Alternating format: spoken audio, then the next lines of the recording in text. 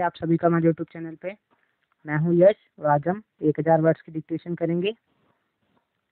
Okay friends, और ये आपको ये 90 की स्पीड से रिकॉर्ड की गई है, और अगर आपको यही 70, 80 और 100 में भी चाहिए तो वो भी हमारे चैनल पे उपलब्ध है।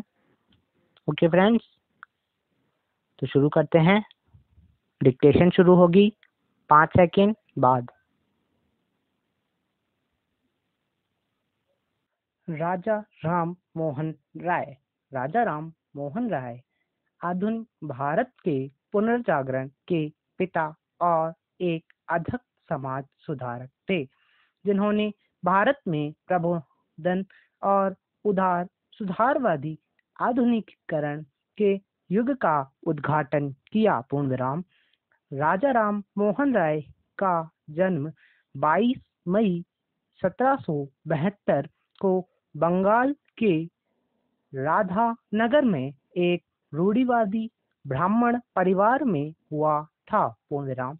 राजा राम मोहन राय की प्रारंभिक शिक्षा फारसी और अरबी भाषाओं में पटना में हुई, जहां उन्होंने कुरान, सूफी रहस्यवादी कवियों के काम तथा प्लेटो और अरस्तु के कार्यों के अरबी अनुवाद का अध्ययन किया था। पूर्ण विराम।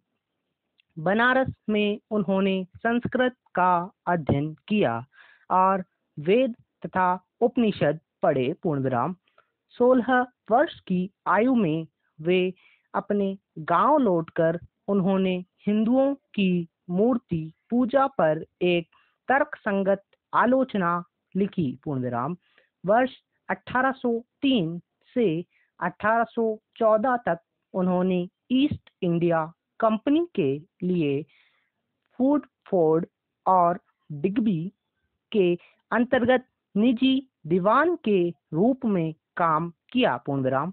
वर्ष 1814 में उन्होंने नौकरी से इस्तीफा दे दिया और अपने जीवन को धार्मिक, सामाजिक एवं राजनीतिक सुधारों के प्रति समर्पित करने के लिए कलकत्ता चले गए। पूर्ण विराम।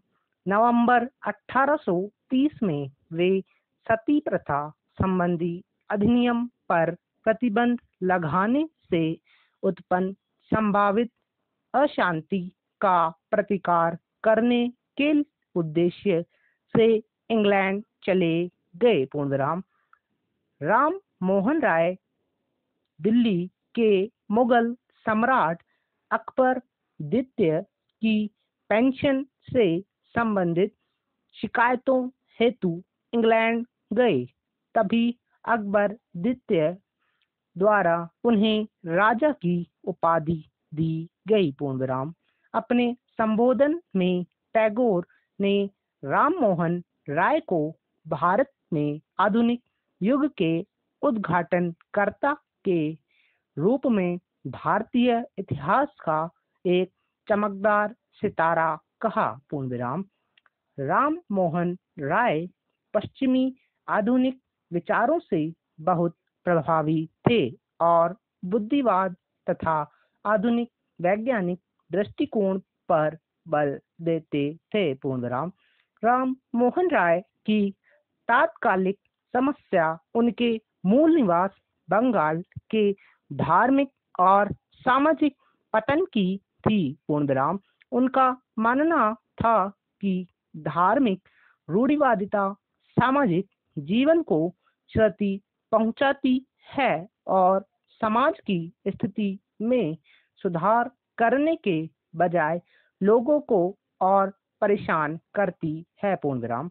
राजा राम मोहन राय ने निष्कर्ष निकाला कि धार्मिक सुधार, सामाजिक सुधार और राजनीतिक आधुनिकीकरण दोनों हैं। पूर्ण विराम। राम मोहन राय का मानना था कि प्रत्येक पापी को अपने पापों के लिए प्रायश्चित करना चाहिए और यह आत्म शुद्ध और पश्चाताप के माध्यम से किया जाना चाहिए, न कि आडंबर और अनुष्ठानों के माध्यम से पूर्ण विराम। वह सभी मनुष्यों की सामाजिक समानता में विश्वास करते थे और इस तरह से जाति व्यवस्था के प्रबल विरोधी थे पूर्ण विराम। राम मोहन राय इस्लामिक एकेश्वरवाद के प्रति आकर्षित थे। उन्होंने कहा कि एकेश्वरवाद भी वेदांत का मूल संदेश है पूर्ण विराम। एकेश्वरवाद को वे हिंदू धर्म के बहुदेववाद और ईसाई धर्मवाद के प्रति एक सुधारात्मक कदम मानते थे पूर्ण विराम। उनका मानना था कि एकेश्वरवाद ने मानवता के लिए एक सार्वभौमिक मॉडल का समर्थन किया है पूर्ण विराम।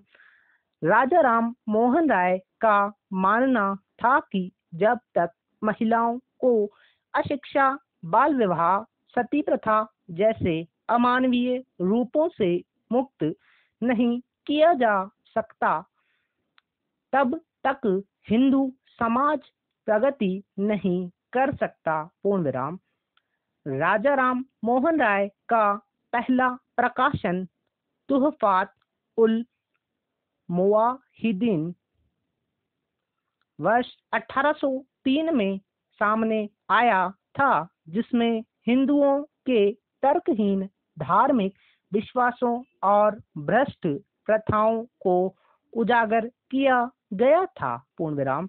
वर्ष 1814 में उन्होंने मूर्ति पूजा, जातिगत कठोरता, निरर्थक अनुष्ठानों और अन्य सामाजिक बुराइयों का विरोध करने के लिए कलकत्ता में आत्मीय सभा की स्थापना की पूर्ण विराम। उन्होंने ईसाई धर्म के कर्म कांड की आलोचना की और ईसा मसीह को ईश्वर के अवतार के रूप में खारिज कर दिया पूर्ण विराम। प्रिसेप्टर्स ऑफ जीसस में उन्होंने न्यू टेस्टामेंट के नैतिक और दार्शनिक संदेश को अलग करने की कोशिश की, जो कि चमत्कारिक कहानियों के माध्यम से दिए गए थे पूर्ण विराम। समाज सुधारक पैरा राजा राम मोहन राय ने सुधारवादी धार्मिक संघों की कल्पना सामाजिक और राजनीतिक परिवर्तन के उपकरणों के रूप में की पूर्ण विराम। उन्होंने वर्ष 1815 में आत्मीय सभा, वर्ष 1821 में कलकत्ता यूनिटेरियम एसोसिएशन और वर्ष 1828 में ब्रह्म सभा की स्थापना की। उन्होंने जाति व्यवस्था, छुआछूत, अंधविश्वास और नशीली दवाओं के इस्तेमाल के विरुद्ध अभियान चलाया पूर्ण विराम। वह महिलाओं की स्वतंत्रता और विशेष रूप से सती एवं विधवा पुनर्विवाह के उन्मूलन पर अपने अग्रणी विचार और कार्रवाई के लिए जाने जाते थे पूर्ण विराम।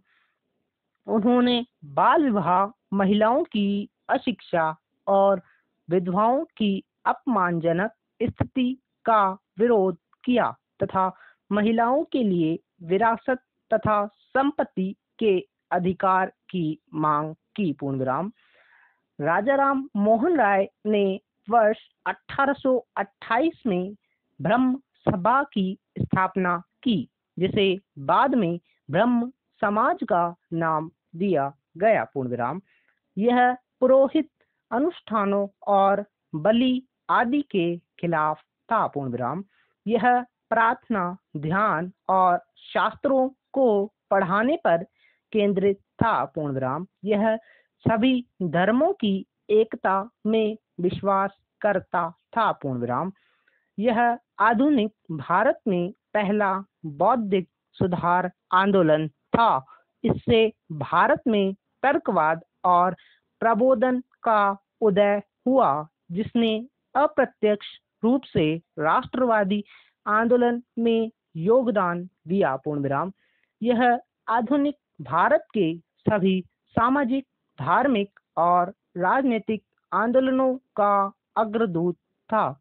यह वर्ष 1866 में दोनों भागों में विभाजित हो गया, अर्थात भारत के ब्रह्म समाज का नेतृत्व केशव चंद्र सेन ने और आदि ब्रह्म समाज का नेतृत्व देवेंद्र नाथ टैगोर ने किया। पूर्ण विराम।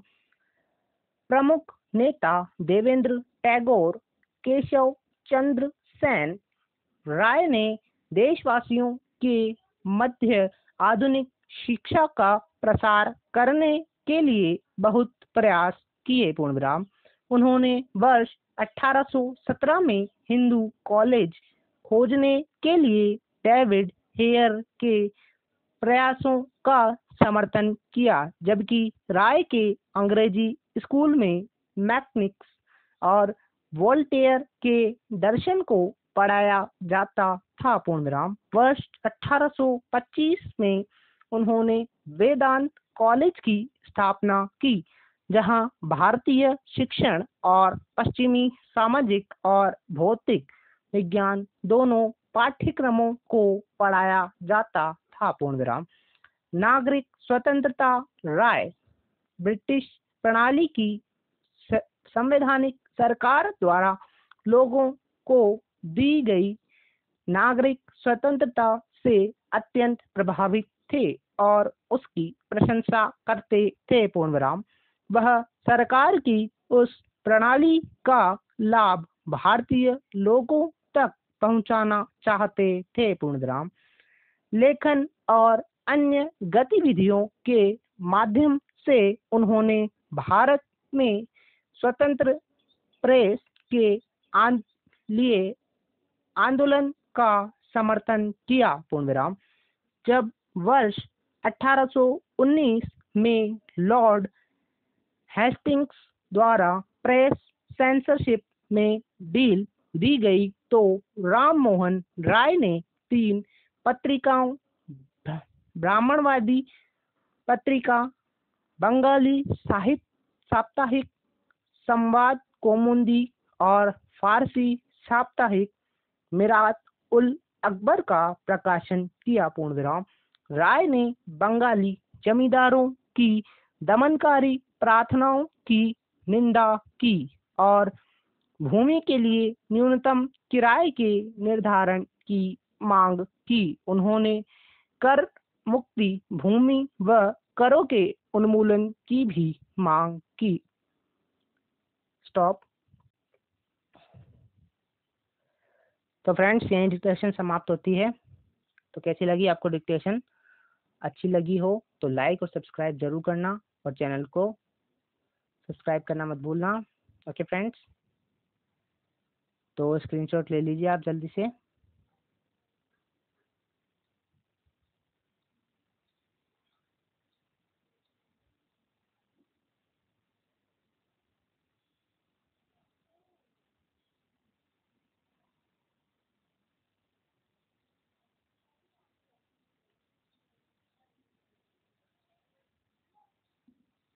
Okay friends,